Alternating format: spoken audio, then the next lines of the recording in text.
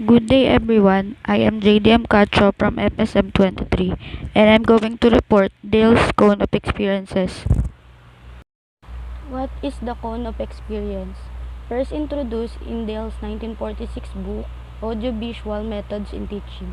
This is composed of 11 stages, starting from the concrete experience at the bottom, and it becomes more and more abstract as it reaches the peak of the cone. What is the difference between concrete and abstract experiences? Concrete is purposeful experiences that is seen, handled, tasted, touched, felt, and smelled, while abstract experiences is verbal symbols and message are highly abstract. They do not have a physical resemblance to the objects or ideas. The Dale's Cone of Experiences was influenced by Jerome Bruner's theory of instruction, which are categorized into three levels: the inactive or direct, the iconic and pictorial, and the symbolic or the highly abstract experiences. Now let's discuss deeper in each of the component of the cone. Direct and purposeful. First-hand experiences which serves as the foundations of a learning. In this level, more senses are used in order to build up a knowledge. Also, the learner learned by doing things by themselves. This level proves that educational technology is not limited to the modern gadgets and software that are commercially available nowadays. The examples of this is when the students performing or doing science experiment. The next is contrived experiences. In this level, representative levels and mock-ups realities are being used in order to provide experiences that is as close as reality. This level is very practical and makes learning experiences more accessible to the learner. Example, planetarium. Third is dramatized experiences. In this level, learners can participate in a reconstructed experiences that could give them a better understanding of event or a concert. Examples, stage plays, role-playing, and puppet plays. Fourth is demonstrations. It is a visualized explanation of a important fact, idea, or process through the use of pictures, drawings, films, and other types of media in order to facilitate clear and effective learning. In this level, things are shown based on how they are done. The next is studied trips. This level extends the learning experiences through excursions and visits on the different places that are not available inside the classroom. Through this level, the learning experiences will not be limited to the classroom setting but rather extended in a more complex environment. Example, class trip to a farm. The next one is exhibits. It is a combination of several mock-ups and models. Most of the time, exhibits are experiences that is for your eyes only, but some exhibit included sensory experiences which could be related to direct purposeful experiences. In this level, meanings and ideas are presented to the learners in a more abstract manner. The experiences allow students to see meaning and relevance of the things based on the different features and representation presented.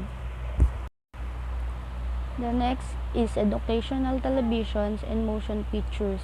This implies values and message through television and films.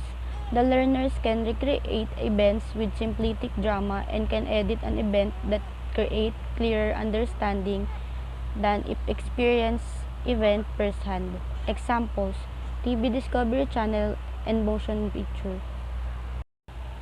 The next is audio recordings and photos. This implies that still pictures, recordings, and radio are visual and auditory devices that can be used by a learner or a group of learners that could enhance and extend learning experiences. Example, listening to a radio broadcast. Next is visual symbols. This is the most complex and abstract among all the components in the cone of experiences. Charts, maps, graphs, and diagrams are used for abstract representation. The last one is verbal symbols. This is the top most complex and abstract among all the components in the cone of experiences. In this level, Words, ideas, principles, and formulas are the things involved. This level does not involve a visual representation. To better understand the cone of experiences, let's refer to the cone of learnings. It tells us that after 2 weeks, we tend to remember only 10% of what we read, 20% of what we hear, 30% of what we see, 50% of what we see and hear, 70% of what we say, and 90% of what we say and do.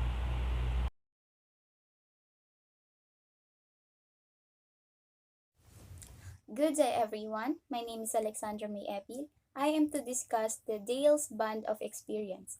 So, just a quick background about Cone of Experience. Cone of Experience is composed of 11 stages, which starts from the bottom up to the peak of the cone. Remind ko lang na nagkamali lang ako ng drawing, but it's a cone, not a pyramid. So, according to Dale, ang Cone of Experience daw is not based on its difficulty, but rather based on abstraction and the number of senses involved. Pwedeng may sa bawat stages may magkakapareho or pwedeng nagmix ng idea, but that makes it more meaningful. Good day everyone, my name is Maria Cristalina Cite Jose, and I am going to explain the first 5 stages of the bands of Edgar Dale's Cone of Experience. So the first stage is what we call the direct purposeful experiences. These are the first-hand experiences that serve as the foundation of learning. At this level, more senses are involved in building up the knowledge. The more senses are involved, the more and the better the learning will be. For example, a child must learn how to read and write. In order for them to learn how to read and write, they must experience trying to write and read by using their sense of sight, hearing, and touch. So, the second stage is what we call the contrive experiences. In this level, representative model and mock-up of reality is being used in order to provide an experiences that is close to the reality. For example, the students is studying about solar system and hindi namang kaya ipasok sa loob ng classroom ng teacher yung buong solar system. But instead, they use model of it for them to visualize what solar system looks like. So the third stage is what we call the dramatized experiences. In this level, learners can be participate in reconstructed experiences that could give them better understanding of the event or the concept. As they recreate images, visual details, staging, movement, location and direction with drama, their spatial learning skills are developed. Sometimes, music or even the music of language is also used in working with drama. So the fourth stage is what we call the demonstration. In this level, things are shown based on how they are done. For example, connecting this to our course, our professor in our major subject will demonstrate to us how to cook particular dishes and how to bake different kinds of breads and pastries. The fifth stage is study trips. This level extends the learning experience through excursions and visits on the different places that are not available inside the classroom. So, ang sixth stage ng Cone of Experience ay exhibits. So, the exhibits, these are displays of models such as pictures, artifacts, posters, among others that provides the message or information.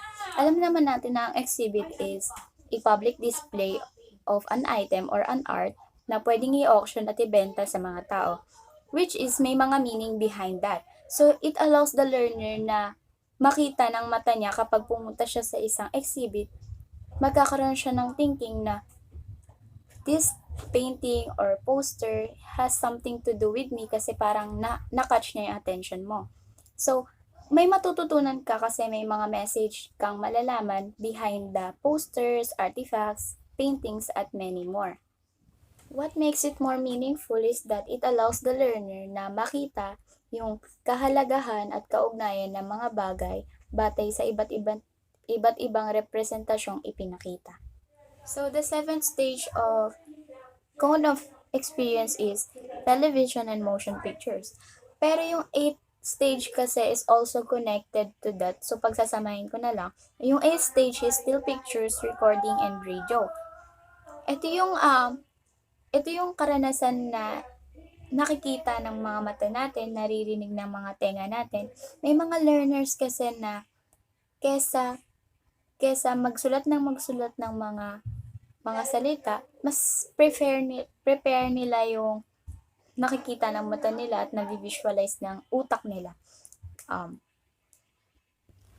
They provide a feeling of realism as viewers try to understand the message portrayed by the actors in the film. May mga films kasi 'di ba na may real life situation which we can apply it to ourselves. So kahit hindi natin ma-experience ito sa sarili natin, pagka nakita natin siya in televisions or sa pictures, malalaman natin na, oh, ito hindi ito tamang gawin or ito yung dapat kong gawin. May mga bagay na natututunan lang natin kahit nakikita lang ng mata natin. Alam naman natin na ang television is isa sa mga malalaking impluensya na nangyari sa buhay natin bago pa dumating yung internet. So, may mga bagay na naka-impluensya sa atin, yung language habits, yung vocabulary, consumer patterns, cultural values, and behavior patterns should not be underestimated kasi ayun yung mga bagay na natutunan natin na hindi natin matututunan sa eskwelahan. Research suggests that even the learning pace can be enhanced or improved through television learning. So, watch TVs. Next stage is the visual symbols. Dito, natututunan ng mga learner na i-visualize yung mga symbols na may mga behind meaning. So, visual symbols, these are more abstract representations of the concept or the information. Example of these are information presented through a graph or a chart. Minsan kasi yung may mga learner na hirap matuto kapag salita lang ng salita or explain lang ng explain. Minsan may mga tao na kailangan mong ipakita kung anong itsura, kung ano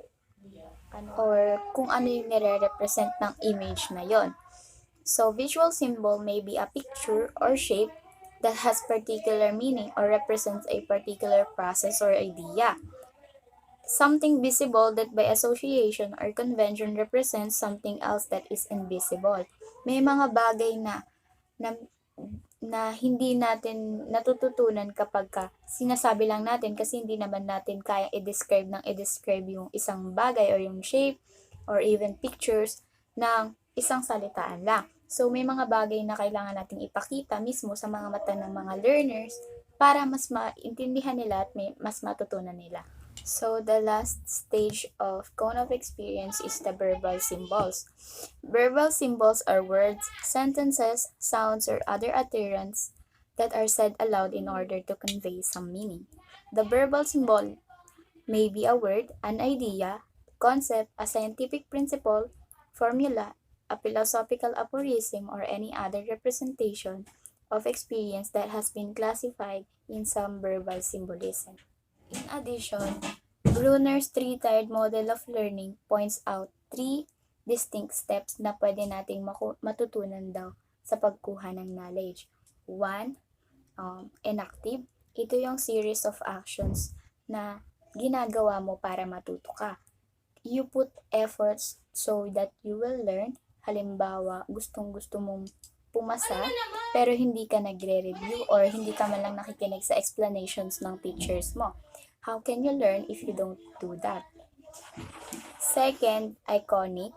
Ito yung series of illustrations or icons na makakita lang sila ng mga icons. They tend to learn something from it. And then yung last, symbolic. Ito yung a series of symbols na kunwari may ipakita ka lang na isang bagay, tas makita ng isang learner, they will know what's the symbol of that thing. So, yes, that's all. Good day everyone, my name is Maria Cristalina Sidewse from FSM 23 and my topic is about TPAC or Technological Pedagogical Content Knowledge. So, what exactly is TPAC? TPAC consists of teacher's tree knowledge, which is technological knowledge, pedagogical knowledge, and content knowledge. TPAC is a theoretical framework that describes the capability of 21st century teachers. As I said earlier, to be a good teacher, meron ka dapat na tatlong knowledge areas. Pero noong 1986, according to Schulman, meron lamang siya pinropose na dalawa, which is content knowledge and pedagogical knowledge. Siyempre noong 1986, hindi pa naman ganun ka-advance ang technology, kaya hindi pa siya masyadong nagagamit sa education. So let me first start explaining about content knowledge. So content knowledge is what? Ito yung subject na expertise ng isang teacher, whether it is math, science, arts, or social studies, o kung ano man ang tinuturo niya. It consists of facts, theories, and discipline about the subject matter. Ito yung tumutukoy sa kaalaman ng teacher na ibibigay niya sa mga estudyante. So next is pedagogical knowledge. Pedagogical knowledge is the how o paano may execute o i-approach ng isang teacher yung mga estudyante niya para maihatid niya yung content na dapat niyang ibigay. So, pedagogical knowledge consists of the mastery of classroom strategies, pwede rin natin sa aming assessment kasi isa rin siya sa mga styles of teaching. So, any kind of teaching style of teaching is nandito sa pedagogical knowledge. So in 2006, Mr. Punya Mishra and Matthew Kohler added technological knowledge. Ang technological knowledge ay tumutukoy sa kung ano ang kaalaman mo sa paggamit ng technology, whether it is gadgets, like cellphones, laptop, computer, website, and application na ginagamit sa pagtuturo. As we now understand the meaning of the individuals, let me explain first the intersection between pedagogical and content knowledge. So, PCK or pedagogical content knowledge is knowing what teaching approaches should be fit in the content. For example, sa course natin, halimbawa, yung content or lesson is how to make a cake. Our professors in our major subjects, giisip sila kung anong teaching styles ang gagawin nila para matuto tayo paano mag-bake ng cake. The best teaching approach that they will apply to us is practical.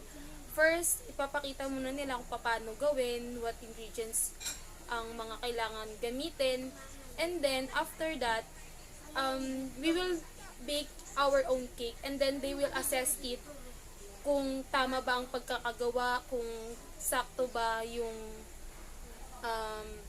formation ng cake. That is an example of PCK or pedagogical content knowledge. So next is TCK or what we call technological content knowledge. TCK is the knowledge of how you use technologies to support your content. For example, is using PPT, where the teachers can input their content para maipakita sa mga estudyante. Another example is the Moodle, where our teachers can upload the documents or PDFs of the lesson. So the last intersection or overlay in the Venn diagram is TPK or what we call technological pedagogical knowledge. It is the knowledge of existence of the various technologies in which they are used in teaching and learning settings. For example is by using Google Meets in where teachers can explain the lessons to their students. Another example is yung paggamit ng Google Forms where they can give us quizzes to assess us in our learning progress. So the intersection of all three knowledge is what we call technological, pedagogical, content knowledge. TPAC is about what teachers know, how they teach, and how technology is used to deliver the lesson to make it more engaging to the learners or the students and make the lesson more relevant in the 21st century. In conclusion, TPAC will start with the content and then pedagogy and then layer it with technology. Remember that TPAC is not about technology tool. It is the right blend of the three knowledge areas. Another thing na mapapansin nyo sa Venn diagram ng TPAC is yung putol-putol na lines outside the Venn diagram. It is what we call context. So, the context describes or represent yung pagkakaiba-iba. Kasi hindi naman pare-parehas ang pinag-aaralan o yung content ng Pilipinas, sa mga estudyante sa Pilipinas kumpara sa ibang bansa. Kasi depende pa rin ito sa resources or capability ng government and ng school. Another context that represent is yung pagkakaiba-iba ng content at way of teaching or pedagogy ng elementary, ng high school teachers or senior high teachers or sa college. Kasi magkakaiba-iba talaga yung content, way of teaching, and mga technologies na ginagamit ng iba't ibang grade level and college students. Good day everyone, my name is Dayan P. De Vera from FSM 23 and I will discuss to you about the SMR. So what is the SMR? The SMR model is a framework created by Dr. Ruben Puentedura that categorizes 4 different degrees of classroom technology integration. The letters of SMR stand for substitution, augmentation, modification, and redefinition. The SMR model was created to share common language across discipline as teachers strive to help students visualize complex concepts. So yun nga po yung SMR model, ito yung tumutulong sa mga educators sa paggamit ng technology sa pagtuturo at sa pag-aaral. As for substitution, ito yung literal na teknolohiya bilang isang alternatibo sa pangkaraniwang paggamit ng pagtuturo. For example, pwede kang gumamit ng Google Map in teaching geography. Showing a location in a map can be substituted by the use of Google Map or Google Earth. A stands for augmentation. In this part of technology integration, there is a functional improvement in the use of technology tool. For example, sa Google Map, pwede kang gumamit ng features gaya ng pagsukat ng distance from one point to another. And pwede mo rin itong paggawa sa mga estudyante mo para gamitin ito. M stand for modification. In this level, technology is used to redesign a lesson. So pag nag-aral ka ng geography, yung Google application nito is merong panoramyo. So pag ginamit mo to, pwede mo i-guide yung mga students mo na mag-upload ng sarili nilang litrato o kaya ng mga lugar. So pwede rin magdagdag ng mga description ng mga lugar. So the last is R.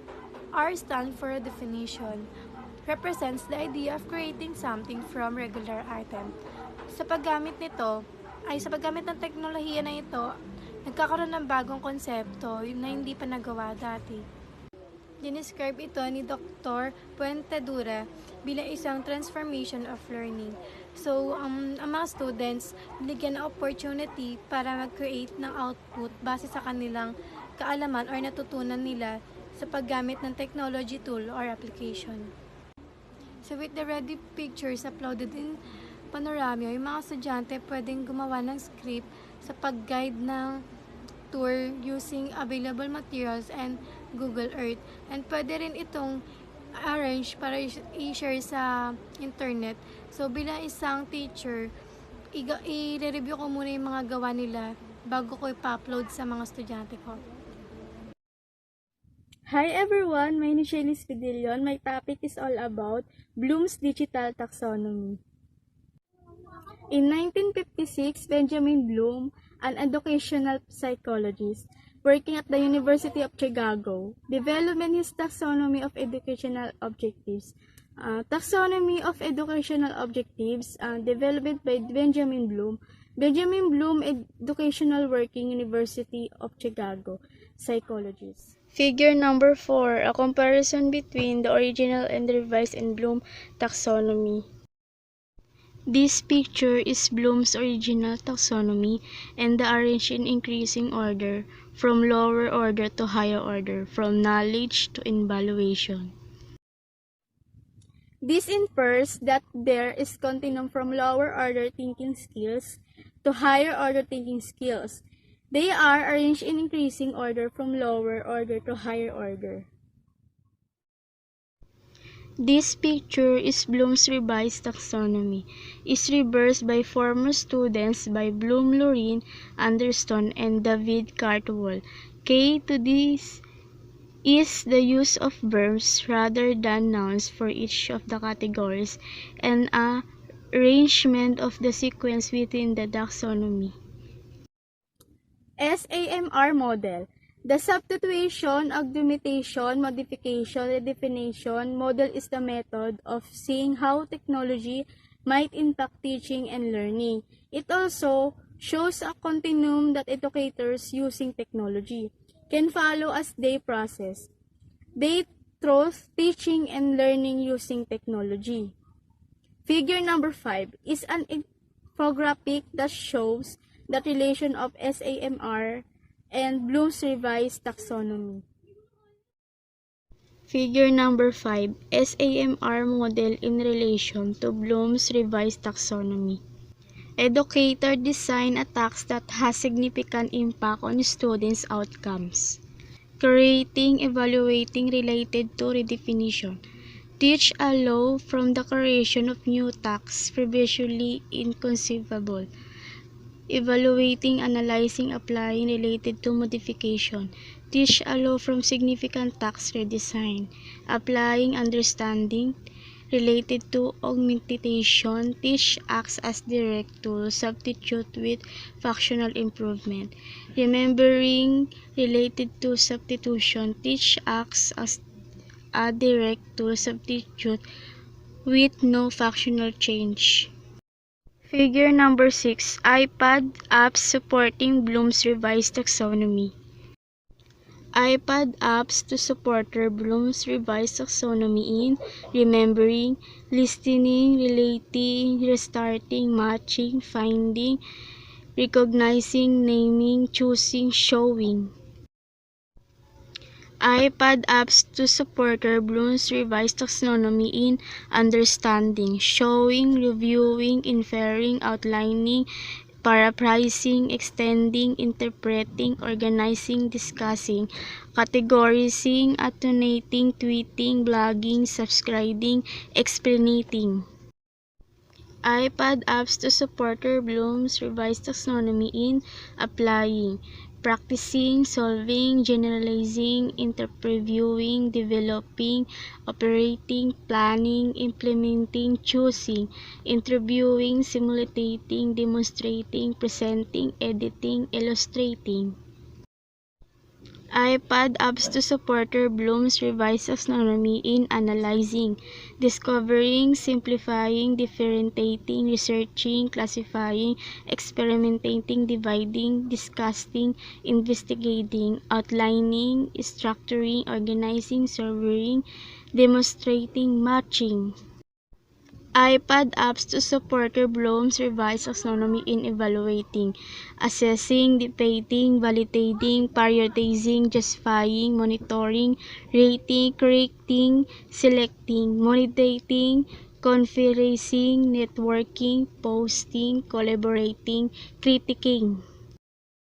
iPad apps to support Bloom's revised taxonomy in creating, adapting, improving, changing, devising, constructing, producing, combining, formulating, building, storytelling, video editing, videocasting, mixing, animating, broadcasting. I'm Mariel Nicole Cervantes from FSM 23 and my topic is about the Azure model.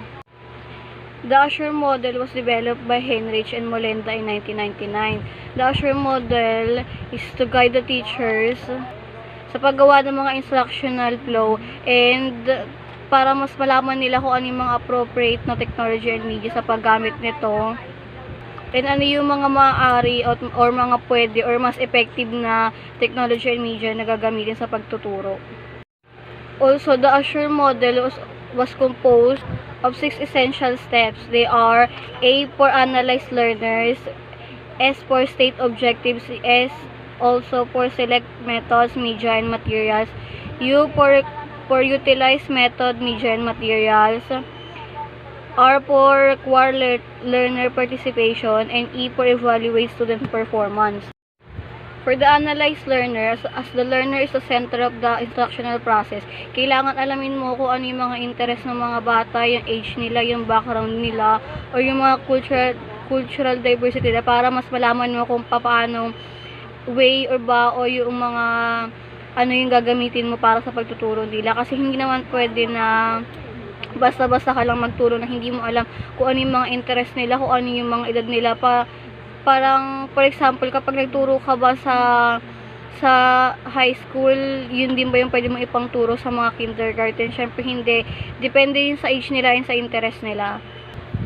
And for the state objectives naman, this is the main instruction guide that will direct the flow to reach the target. Dito na pumapasok yung mga kung ano ba yung expected na outcome mo, kung ano ba yung sa paggawa mo ng mga instructional flow, kung ano ba yung ina-expect mo na maituturo mo or ng mga gagawin ng mga bata. For select methods, media, and materials naman, dito naman pumapasok din yung kung ano na yung mga applicable media or yung mga tamang media or technology na gagamitin mo para sa paggawa sa pagtuturo ng sa mga bata kung paano sila mas magiging interesado, mas magiging matututo, saka kung ano yung mas effective na way para mas maging interesado sila dun sa tinuturo mo. And also, teacher has to decide which strategy, materials, or technology would be best considering the learners and the desired learning outcomes.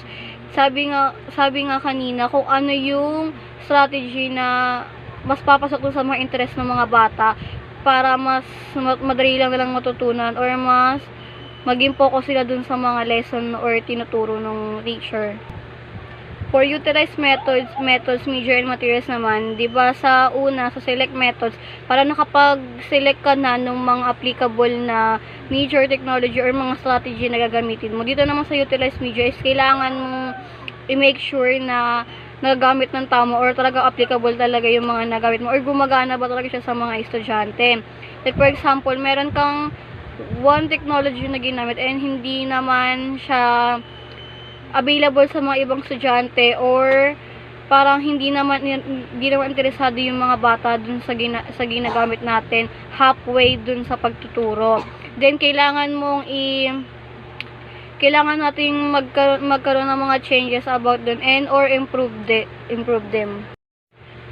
For required learning naman, as the student's engagement is the important element. Dito naman, hindi lang naman pwede na puro yung teachers lang yung parang gumagawa ng paraan or ng mga strategy about sa pagtuturo. Yun yung isa sa trabaho nila, of course, pero kailangan din yung mga bata rin is mas magkaroon din sila ng parang alam din nila yung mga responsibilidad sa sarili nila para matuto sila kung ano yung mga way na pwede nilang gamitin para mas matuto sila. And para din mangyari to, yung mga teachers pwede silang or dito sa required learning nag-aano sila ng mga steps or ng mga guide para mas matutunan yung mga bata, para yun na lang susundan nila, para kahit hindi man sila gina-guide or no supervision with the teacher at all, mas gagayad rin sarili nila or mas matututo sila. Ganun. For the evaluate student performance naman, dito na yung pinaka final step or syempre dito na yung pag-evaluate mo ng overall performance nyo or nung kung effective ba kung gaano ba ka-effective yung ginawa mo na lesson plan or na instructional flow nyo. And however, it is emphasized that the basic rule is that evaluation should be congruent to the learning outcome provided in the lesson. Syempre, dahil nung sa first step meron tayong the first step meron tayong mga ginawa na outcome, mga learning outcome, may expected outcome. Syempre, kailangan yung sa pag-evaluation nyo, yung mga naging outcome nun, congruent or may or connected dun sa mga expected outcome nyo nung ginawa nung una. Kung talagang effective na talaga siya or hindi, ganyan. Good day everyone, I am Jomar Lamirez Cruz, one of your reporters for today. Step 1, brainstorming. Dito, isipin mo kung paano yung magiging takbo ng story mo, yung settings ng story mo, saan siya gaganapin, kung anong panahon siya gaganapin, tsaka yung characteristics ng character mo, kung ano yung pangalan niya, kung ano yung pag-uugali niya, ganun. Step 2, create a storyboard. Dito sa storyboard nito, may mga pictures na siya, sounds, text, narration, tsaka yung mga music na kailangan mo para sa story mo.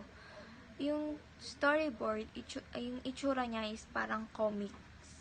Ganun. Step 3. Collect pictures, materials, and store them in an organized fashion. So, yung mga pictures and materials na kailangan mo, kailangan naka-organize na siya para hindi ka na mahihirapan mag-edit. Step 4. Using productivity tools, put them together using iMovie, Movie Maker, etc. So, dito sa step 4, gagamit na ng Video Maker, video editor para sa mga pictures and materials na ginawa mo. Then, sa step 5, edit, revise, and share your story. So, after mo ma-edit yung digital story mo, so, kailangan i-check mo yung nagawa mo, i-revise mo yung mga mistakes na kailangan bago mo i-share yung story mo. Number 1, point of view. Ito yung alamin mo kung ano yung mga gusto ng audience mo na pwede mo maisama sa storyline mo para mas maging interesting kapag napanood nila. Number 2, dramatic question. Ito yung conflict na mangyayari dun sa main character mo. Number 3, emotional content. Ito yung emotions na mararamdaman ng audience mo habang pinapanood nila yung digital story mo. Number 4, economy. Ito yung haba ng story mo, kung masyado bang maikli or masyado bang mahaba. Then yung number 5, voice. Ito yung tono, tamang pronunciation at emotion na i-deliver nung magdadub dun sa character mo. Number 6, soundtrack. Ito yung mga sound effects. So, dapat accurate yung sound effects. Tama yung pagpasok, tamang emotion ng background music dun sa scenario. The number 7, pacing. Ito yung bilis ng takbo ng story mo.